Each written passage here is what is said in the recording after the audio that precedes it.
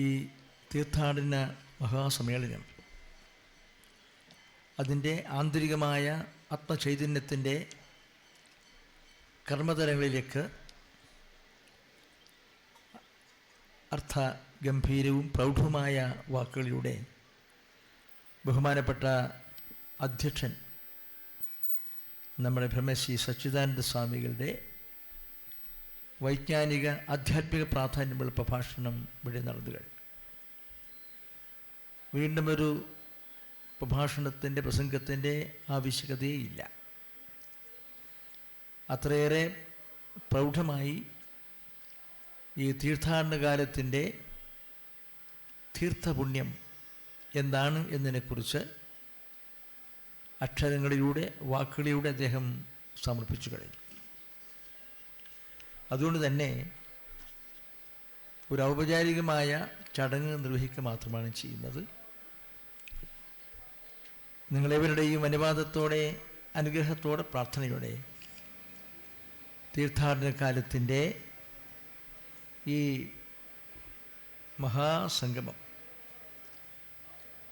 നിങ്ങളെവരുടെയും അനുവാദത്തോടെ അനുഗ്രഹത്തോടെ പ്രാർത്ഥനയോടെ ഗുരുദേവൻ്റെ ആത്മചൈതന്യത്തിൻ്റെ അനുഗ്രഹത്തോടുകൂടി ഭദ്രദീപം കൊടുത്തി സ്നേഹാദര പരിസരം, സന്തോഷ പരിസരം, വിനയ പരിസരം നിർവഹിച്ചതായി ഞാൻ ആദ്യമായും അറിയിച്ചു കൊള്ളട്ടെ. ഈ വർഷത്തെ നമ്മുടെ ഈ തീർത്ഥാടനകാല മഹാസമ്മേളനത്തിനും ആചരണ പരിപാടികൾക്കും നിരവധി സവിശേഷതകൾ കൂടിയുണ്ട്. അടുത്ത കാലത്താണ് ലോകശ്രദ്ധ ആകർഷിച്ചൊരു മഹാസമ്മേളനം, സർവമത സമ്മേളനം വത്തിക്കാനിൽ നടന്നത്. വത്തിക്കാൻ ഭൂമി എങ്ങനെയാണ്, എന്താണ് എന്നെല്ലാം നിങ്ങൾക്കറിയാം. ആ വത്തിക്കാനിൽ നേർന്ന സർവമത മഹാസമ്മേളനത്തിൽ ലോകത്തിലെ നാനാഭാഗങ്ങളിലുള്ള പ്രതിനിധികൾ പങ്കെടുത്തു.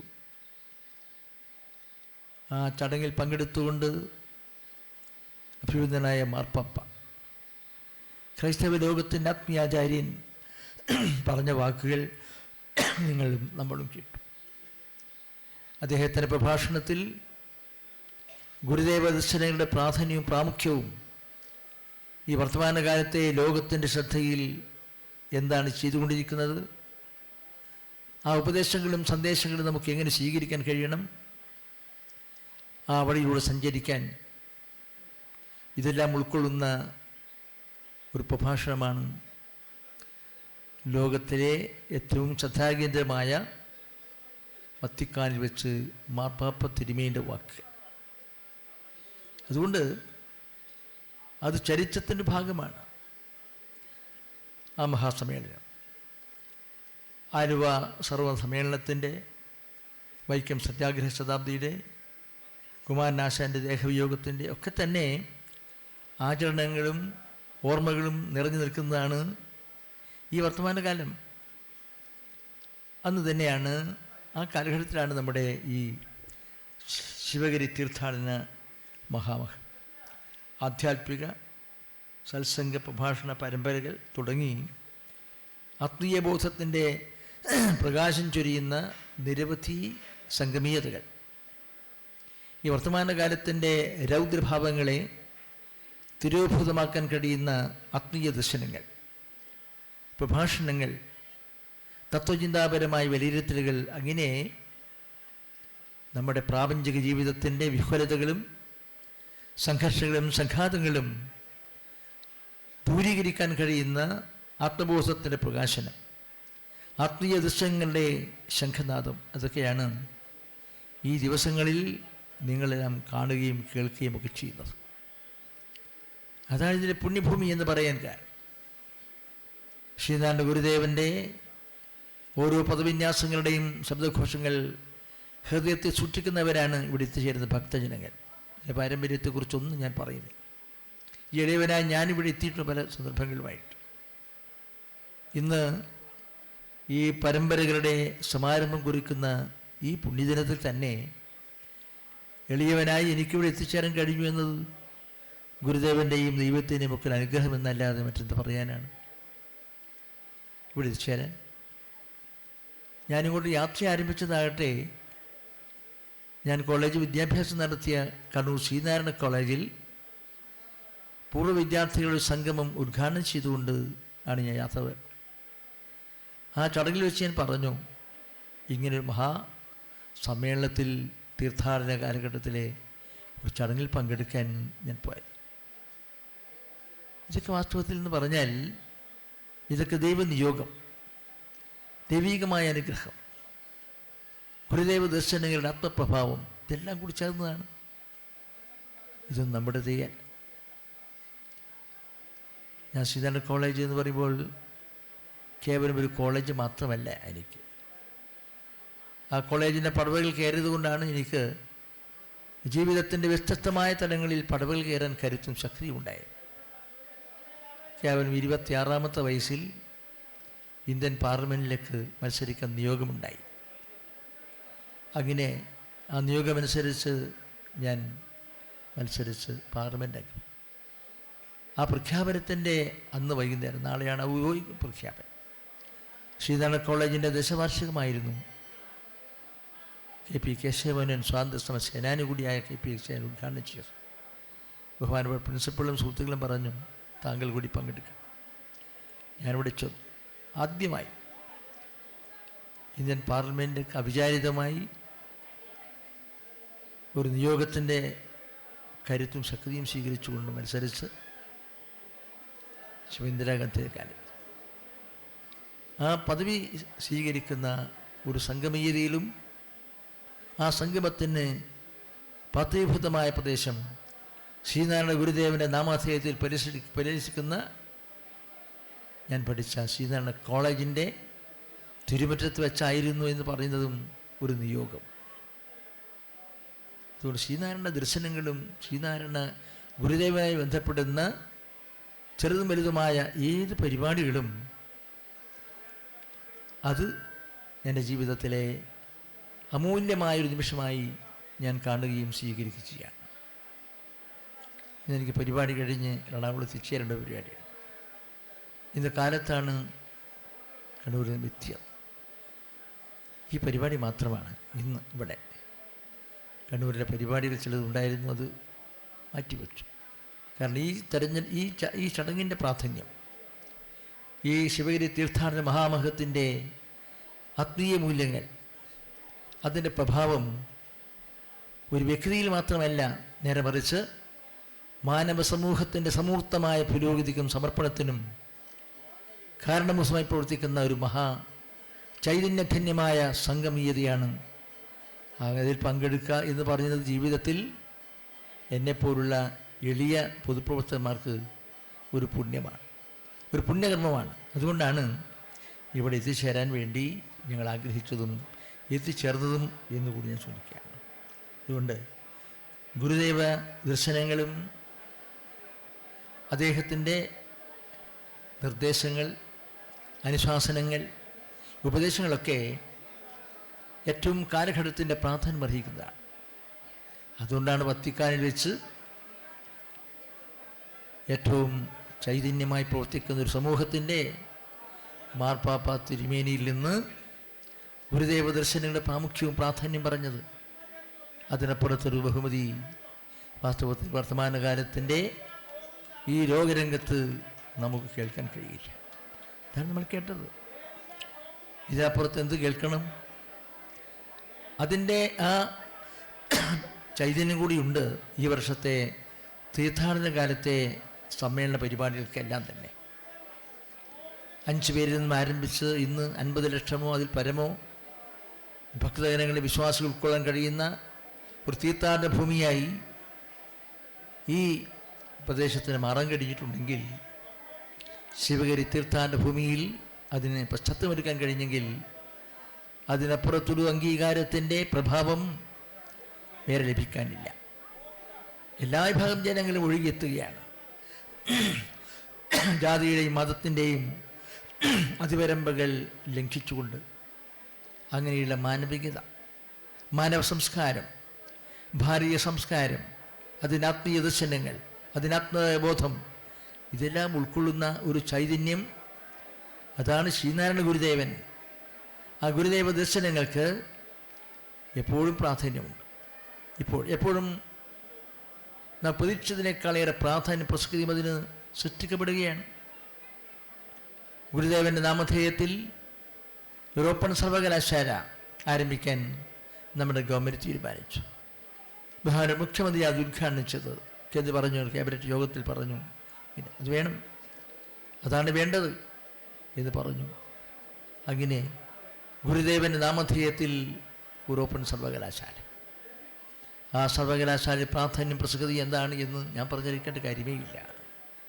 അവിടെ ആരൊക്കെയാണ് എത്തിച്ചേരുന്നത്, ഏതൊക്കെ പ്രദേശങ്ങൾ, ഏതൊക്കെ രാജ്യങ്ങൾ പ്രതിനിധികൾ തുടങ്ങി ഒരു ഗുരുദേവൻ്റെ ചൈതന്യവും അനുഗ്രഹങ്ങളും ലോകവ്യാപകമായി ഉദ്ഗാനം ചെയ്യുന്ന ഒരു സ്ഥാപനം. അതിന് ഗുരുദേവ ദർശനങ്ങൾക്ക് പ്രാധാന്യം പ്രസക്തിയും കൈവന്നുകൊണ്ടിരിക്കുകയാണ്. ജാതിയുടെ, മതത്തിൻ്റെ, അനാചാരങ്ങളുടെ രൗദ്രഭാവങ്ങൾ കൊണ്ട് കലുഷിതമായി കിടക്കുന്ന വർത്തമാനകാലത്ത് മാനവഹൃദയത്തെ സംസ്കൃതീകരിക്കാൻ കഴിയുന്ന എന്താണ് നടപടി? അത് നിയമനിർമ്മാണം കൊണ്ട് സാധ്യമല്ല, പോലീസിനും പട്ടാളത്തിനും ഉപയോഗിച്ചുകൊണ്ട് ചെയ്യാൻ സാധ്യമല്ല. അത് നമ്മുടെ മനസ്സിൽ സൃഷ്ടിക്കേണ്ട ബോധമാണ്. നമ്മുടെ മനസ്സിലാണ് മഹാഭാരത യുദ്ധം, അവിടെയാണ് ലോകമഹായുദ്ധം, അവിടെയാണ് ജാതി, അവിടെയാണ് മതം. എല്ലാ ദുഷ്കൃത്യങ്ങളും നമ്മുടെ മനസ്സിലാണ്. ആ മനസ്സിനെ വിശുദ്ധമാക്കാൻ എന്താണ് മാർഗം? അത് സംസ്കൃതീകരിക്കാൻ എന്താണ് മാർഗം? ആ സംസ്കൃതീകരിക്കുന്ന ഉന്നതവും ഉദാത്തവുമായ കർമ്മപഥങ്ങൾ ഉണ്ടാക്കാൻ ഗുരുദേവ ദർശനങ്ങൾ എക്കാലവും നമുക്ക് അനുപേക്ഷണീയമാണ്. അത് ഉപേക്ഷിക്കാൻ കഴിയില്ല. ലോകത്തിന് തന്നെ, അത് കേരളത്തിന് മാത്രമല്ല, ഇന്ത്യക്ക് മാത്രമല്ല, ലോകത്തിന് തന്നെ സ്വീകാര്യമായ നിലയിൽ അത് എല്ലാറ്റിനും അതീതമായി ഉയരുകയാണ്. അനാചാരങ്ങൾ, ദുരാചാരങ്ങൾ, അങ്ങനെ സംഘർഷഭരിതമായ നിരവധി സാഹചര്യങ്ങൾ, അതെല്ലാം തന്നെ ഉന്മൂലനം ചെയ്യാൻ കഴിയുന്ന അനുകമ്പയുടെ, സ്നേഹത്തിൻ്റെ, സേവനത്തിൻ്റെ, ജീവിതത്തിൻ്റെ അമൂല്യമായ ഉത്കൃഷ്ടമായ ഭാവങ്ങളെല്ലാം ഉൾക്കൊണ്ടുകൊണ്ട് എന്താണ് ഒരു മനുഷ്യൻ, മാനവികത എന്താണ്, മാനവ ചിന്തകൾ എന്താണ് എന്നൊക്കെ ഉദ്ഗാനം ചെയ്യുന്ന ഒരു മഹാചൈതന്യധന്യമായ ജീവിതത്തിൻ്റെ നാമധേയമാണ് ശ്രീനാരായണ ഗുരുദേവൻ. ശിവഗിരി തീർത്ഥാടനം അതുകൊണ്ട് തന്നെ അത്രയേറെ പ്രാധാന്യമർഹിക്കുന്നതാകുന്നു. നാനാജാതി മതസ്ഥരായ ജനങ്ങൾ വിജ്ഞാനത്തിൻ്റെ വിശാലമായ മേഖലകളിൽ അനുഭവിച്ചറിയാണ്ട് പദവികൾക്കും അവസരങ്ങളും വേണ്ടി കാത്തിരിക്കുന്ന ജനങ്ങൾ തുടങ്ങി ജീവിതത്തിൻ്റെ വ്യത്യസ്തമായ ഭാവങ്ങളും രൂപങ്ങളും ഉൾക്കൊള്ളുന്ന ഒരു മാനവ സമൂഹത്തിൻ്റെ ഒരു കർമ്മരംഗമായി പരിരസിക്കുന്ന ഈ തീർത്ഥാടന ഭൂമി, തീർത്ഥാടനം എന്ന് പറയുന്നതിൻ്റെ ആത്മീയവും ഭൗതികവുമായ എല്ലാ അർത്ഥതലങ്ങളും സമ്പൂർണ്ണമായും ഉൾക്കൊള്ളുന്ന ഒരു തീർത്ഥാടനം, പല തീർത്ഥാടന കേന്ദ്രങ്ങളുണ്ട്. പക്ഷേ ശ്രീനാരായണ ഗുരുദേവൻ്റെ ആ നാമധേയത്തിൽ പരിരക്ഷിക്കുന്ന ഈ തീർത്ഥാടന ഭൂമിക്കും തീർത്ഥാടന കേന്ദ്രത്തിനും ഉണ്ടാകുന്ന ഒരു പ്രാധാന്യം, ഒരു പ്രസക്തി എന്ന് പറയുന്നത് ഒരിക്കലും മറ്റ് എവിടെയെങ്കിലും കാണാൻ കഴിഞ്ഞിട്ടില്ല, കാണാൻ കഴിയില്ല. കാരണം അത് കാലാതീതമായി നിൽക്കുന്ന ഒരു സത്യവസ്തുതയാണ്. അതുകൊണ്ടാണ് വത്തിക്കാനിൽ ചേർന്നിട്ടുള്ള സർവമത സമ്മേളനത്തിൽ മാർപ്പാപ്പ തിരുമേനിക്ക് തന്നെ നമ്മുടെ ഗുരുദേവൻ്റെ നാമധേയം പ്രകാശിതമാക്കി. ആ ഗുരുദേവ ദർശനങ്ങൾ വർത്തമാനകാലത്തിൻ്റെ സംഘർഷങ്ങളും സംഘാതങ്ങളും ഒഴിവാക്കി മാനവ സമൂഹത്തിൻ്റെ സമാധാനം, സാഹോദര്യം, സൗഹൃദം ഇതെല്ലാം കൂടി സ്വീകരിച്ച് മുന്നോട്ട് കൊണ്ടുപോകാൻ കഴിയുന്ന ദർശനങ്ങളാണ്. ആ ദർശനങ്ങൾ പ്രാധാന്യം വെളിപ്പെടുത്തിക്കൊണ്ടാണ്, അവതരിപ്പിച്ചുകൊണ്ടാണ് അദ്ദേഹത്തിൻ്റെ പ്രസംഗം ഉപസംഹരിക്കപ്പെടുന്നതും. അങ്ങനെയാണ് അത് ഭാരതീയ സംസ്കാരത്തിൻ്റെ ഭാഗമായി, അത് ഭാരതീയതയായി, ഭാരതീയ സംസ്കാരമായി, എല്ലാറ്റിൻ്റെയും ഏറ്റവും പരിപാവനമായ മൂല്യങ്ങളുടെ സംഗമേതിയായി ആ ജീവിതവും ജീവിതത്തിൻ്റെ ധന്യമായ ഒരു പദവിന്യാസങ്ങളും മാനവ സമൂഹത്തിന് അനർഘമായ സംഭാവനയാണ് എന്ന് കാണാനും കേൾക്കാനും കഴിഞ്ഞിട്ടുള്ള ഒരു സംഗമമായിരുന്നു അവിടെ. അതുകൊണ്ട് തന്നെ ശ്രീനാരായണ ഗുരുദേവൻ്റെ ദർശനങ്ങൾ ഇന്ന് ഓരോ നിമിഷങ്ങളിലും വർദ്ധിക്കുകയാണ്, ഓരോ വർഷങ്ങളിലും അത് ക്രമാതീതമായി വർദ്ധിക്കുകയാണ്. അത് വർക്കലക്കാർക്ക്, തിരുവനന്തപുരത്തുകാർക്ക്, കേരളക്കാർക്ക് മാത്രമല്ല, ഇന്ത്യക്ക് അവിടെയും നിൽക്കുന്നില്ല. ഇന്ത്യയുടെ അതിർത്തി ഭേദിച്ചുകൊണ്ട് സാർവലൗകികതയുടെ പ്രവിശാലമായ വേദികളിലേക്ക്, അനന്തമായ വിഹായസിലേക്ക് പറന്നുയരുന്ന ശ്രീനാരായണ ഗുരുദേവ ദർശനങ്ങൾക്ക് അനുഗ്രഹീതമായി എല്ലാം ചെയ്യാൻ കഴിയുമെന്ന് തെളിയിച്ചിരിക്കുകയാണ്. അതുകൊണ്ട് തന്നെ നമ്മുടെ ഈ ശ്രീനാരായണ ഗുരുദേവ ദർശനങ്ങളുടെ ഈ പുണ്യഭൂമിയിൽ മാനവ സമൂഹത്തിൻ്റെ സമുദ്ധാനത്തിന് വേണ്ടിയുള്ള ഒരു ജീവ സമർപ്പണത്തിൻ്റെയും ആത്മീയ മൂല്യങ്ങളുടെയും പ്രകാശം ചൊരിയുന്ന ഈ പുണ്യഭൂമിയിലേക്ക് എത്തിച്ചേരുന്ന ഭക്തജനങ്ങൾക്ക് തിരിച്ചു പോകുമ്പോൾ സംതൃപ്തിയും സുമനസ്സും കരുത്തും ആരോഗ്യവും ശക്തിയും ബൗദ്ധികമായ വൈചാരികമായതെല്ലാം ഉണ്ടാകട്ടെ എന്ന് ഞാൻ പ്രാർത്ഥിക്കുകയാണ്. ഈ പ്രദേശത്ത് സംസാരിക്കുമ്പോൾ ഒരു വികാരത്തിൻ്റെയും ഒന്നുകൂടിയുണ്ട്.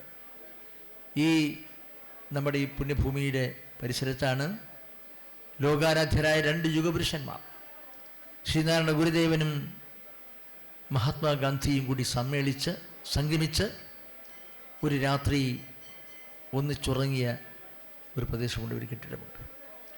അതിനേക്കാൾ പവിത്രമായ, അതിനേക്കാൾ ലോകശ്രദ്ധ ആകർഷിക്കുന്ന ഒരിടം ലോകത്തെവിടെയും ഉണ്ടാവുകയില്ല, ഉണ്ടായിട്ടില്ല. കാരണം 2 പേരും യുഗപുരുഷന്മാരാണ്, ശ്രീനാരായണ ഗുരുദേവനും ഗാന്ധിയും. ആ മഹാത്മാഗാന്ധിജി പറഞ്ഞു ഗുരുദേവ ദർശനത്തിന് ശേഷം, എൻ്റെ ഭാരത ദർശനം ശ്രീനാരായണ ഗുരുദേവനെ കണ്ടില്ലായിരുന്നുവെങ്കിൽ എൻ്റെ ഭാരതീയ ദർശനം നിരർത്ഥകമാകുമായിരുന്നു, അർത്ഥരഹിതമാകുമായിരുന്നു. ഇപ്പോഴാണ് ഞാൻ ധന്യനായത്. ഇപ്പോഴാണ് എൻ്റെ ഭാരതീയ ദർശനത്തിൻ്റെ കരുത്തും ശക്തിയും ഉയർന്നു വന്നത്. അത് ശ്രീനാരായണ ഗുരുദേവനെ ഈ പുണ്യഭൂമിയിൽ വെച്ച് കണ്ട് സംസാരിച്ചപ്പോഴാണ് എന്ന് പറഞ്ഞ ഗാന്ധിജിയുടെ വാക്കുകൾ കാലാതീതമായി ജീവിക്കുകയാണ്, ഞാൻ ദഹിപ്പിക്കുന്നില്ല. അതുകൊണ്ട് അവരുടെ ഒരു രാത്രി കഴിഞ്ഞ് ഒരിടം, അങ്ങനെ ഇതെല്ലാം ഉൾക്കൊള്ളുന്ന ഈ പുണ്യഭൂമി, ആ ചരിത്രപുരുഷന്മാരുടെ രാത്രി ദിവസം കഴിഞ്ഞ ആ സ്ഥാപനം, കെട്ടിടം എല്ലാം എന്താണ് ചെയ്യേണ്ടത് നമുക്ക് ആലോചിക്കണ്ടേ. ഇവിടെ നമ്മുടെ ബഹുമാന്യ MLA എത്തിയിട്ട് അദ്ദേഹത്തിൻ്റെ പരിപാടിയിൽ ഞാൻ പറഞ്ഞു ഇവിടെ പോവുകയാണ്, നിങ്ങളുടെ സ്ഥലത്താണ് ഞാൻ പോകുന്നതെന്ന് പറഞ്ഞപ്പോൾ ഇന്ന് ഒരു തരത്തിൽ എത്താൻ കഴിയാത്ത അവരുടെ ചില പരിപാടികളാണ്. ഞാൻ പറഞ്ഞു എന്നോട് പങ്കെടുത്ത് തിരിച്ചു പോകും, എറണാകുളത്തേക്ക് പോകും എന്ന് പറഞ്ഞിട്ടാണ് പറഞ്ഞത്. ഏതായിരുന്നാലും ഇത് ഈ പ്രദേശത്തിൻ്റെ മാത്രമല്ല, ഈ ജില്ലയുടെ മാത്രമല്ല, ഈ സംസ്ഥാനത്തിൻ്റെ മാത്രമല്ല, ഇന്ത്യയുടെ, അത് കഴിഞ്ഞാൽ ലോകത്തിൻ്റെ തന്നെ ശ്രദ്ധാകേന്ദ്രമായി ഗുരുദേവ ദർശനങ്ങളുടെ ആത്മീയ ചൈതന്യം, അതിൻ്റെ പ്രഭവ ചൈതന്യം, അതിൻ്റെ കർമ്മ ചൈതന്യം ഇത്രയേറെ പ്രശോഭിതമായൊരു കാലഘട്ടം ഇതുവരെ ഉണ്ടായിട്ടില്ല. ആ കാലഘട്ടത്തിന് പാത്രീഭൂതമാകാനും അത് സാക്ഷ്യം വഹിക്കാനും കഴിഞ്ഞ വാസ്തവത്തിൽ നമുക്ക് നമ്മുടെ ജീവിതം ധന്യമായിരിക്കുന്നു എന്ന് ഞാൻ വിനീതമായി വിശ്വസിക്കുകയാണ്. അതുകൊണ്ട് നമ്മുടെ ശിവഗിരി തീർത്ഥാടന മഹാമഹം ഇനിയുള്ള ദിവസങ്ങളിൽ, ഇന്ന് ഡിസംബർ 15 മുതൽ 29 വരെയാണ്. ആ ദിവസങ്ങളിൽ, വ്യത്യസ്തമായ ദിവസങ്ങളിൽ ഇവിടെ കലാപരിപാടികളും സാംസ്കാരിക പരിപാടികൾ, പ്രധാനപ്പെട്ട വ്യക്തികളുടെ പ്രഭാഷണങ്ങൾ തുടങ്ങി ഈ 15 തൊട്ട് 29 വരെയുള്ള ദിവസങ്ങൾ അനുഭൂതിദായകമായ അനർഘമായ അനുഭവങ്ങളുടെ, വിചാരങ്ങളുടെ എല്ലാറ്റിൻ്റെയും ഒരു മഹാസംഗമേദിയായി പരിവർത്തിതമാകട്ടെ എന്ന് മാത്രം ഞാൻ സന്ദർഭത്തിൽ വിനീതമായി ആഗ്രഹിച്ചുകൊണ്ട് പ്രാർത്ഥിച്ചുകൊണ്ട് ഗുരുദേവ ദർശനങ്ങളുടെ മുമ്പിൽ ഈ വിനീതനായി ഞാൻ സ്നേഹാദപുരസ്സരം പ്രണമിച്ചുകൊണ്ട് ആ ഗുരുദേവൻ്റെയും ഇവിടെ വിചാരഭരിതമായി നിൽക്കുന്ന മഹത് വ്യക്തികളുടെയും അനുഗ്രഹീതമായ ചൈതന്യം ഉൾക്കൊണ്ടുകൊണ്ട് നിങ്ങളിവരുടെയും അനുവാദത്തോടുകൂടി ഭജദീപം കൊടുത്തി ഈ മഹിതമായ ചടങ്ങിൻ്റെ ഉദ്ഘാടകരും നിർവഹിച്ചതായി ഒരിക്കൽ കൂടി അറിയിച്ചുകൊണ്ട് നിങ്ങൾക്കെല്ലാം തന്നെ ആയുരാരോഗ്യം, സന്തോഷം, സമൃദ്ധി, ഐശ്വര്യം നിറഞ്ഞ ഒരു ജീവിതം മുന്നോട്ട് കൊണ്ടുപോകാൻ കഴിയട്ടെ എന്നുകൂടി പ്രാർത്ഥിച്ചുകൊണ്ട് വേദിയിരിക്കുന്ന അഭിവന്ദനായ നമ്മുടെ ഇന്നത്തെ ഈ ചടങ്ങിൻ്റെ ബഹുമാനപ്പെട്ട അധ്യക്ഷ പദം അലങ്കരിക്കുന്ന നമ്മുടെ സച്ചിദാനന്ദ സ്വാമികൾ ഉൾപ്പെടെയുള്ള ബഹുമാന്യരായ സ്വാമിജിമാരുടെയൊക്കെ തന്നെ അനുവാദമുണ്ടാകണം, പോകാനുള്ള ഒരു അനുമതി നൽകണമെന്ന വിനീതമായ പ്രാർത്ഥനയോടുകൂടി ഒരിക്കൽ കൂടി എല്ലാവർക്കും സർവ്വമംഗളങ്ങളും ആശംസിച്ചുകൊണ്ട് ഗുരുദേവ ചൈതന്യത്തിന് മുമ്പിൽ ഒരിക്കൽ കൂടി സ്നേഹനിർഭരമായി, വിനയഭരിതമായി, ഭക്താതിപൂർവ്വം പ്രണമിച്ചുകൊണ്ട് എൻ്റെ വാക്കുകൾ ഉപസ്മരിക്കുന്നു. നമസ്കാരം.